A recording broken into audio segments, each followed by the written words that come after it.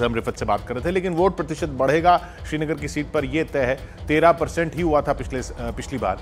उससे पहले तो 7% हुआ था जब फारूक अब्दुल्ला जीते थे।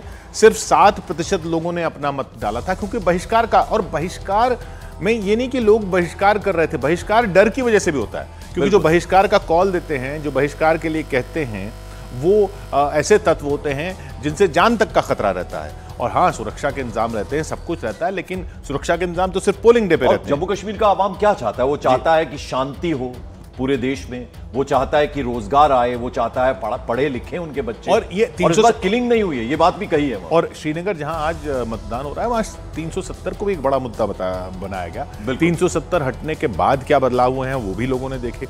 और आज भी तंज कसा फारूक अब्दुल्ला, उमर अब्दुल्ला जी, और क्योंकि उन्होंने तो ये नैरेटिव बनाया ना कि 370 हटना भी एक ऐसा मुद्दा था जिससे लोगों को नुकसान हुआ है। तो अब लोगों को अपनी ये बात जरूर समझ में आ रही है कि जो बहिष्कार हम करते थे उससे ये हुआ है कि बहिष्कार की वजह से तो हमारी आवाज ही नहीं गई संसद तक।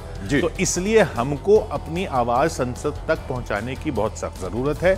उसके लिए हमें मतदान करने की जरूरत है, और वो मतदान करने के लिए लोग निकलें, ऐसा वहां पर दिख रहा है। और न्यूज 18 इंडिया से एक्सक्लूसिव बातचीत में प्रधानमंत्री मोदी ने बड़ी बात कही। उन्होंने कहा पूरे देश में बीजेपी के पक्ष में आंधी है और इस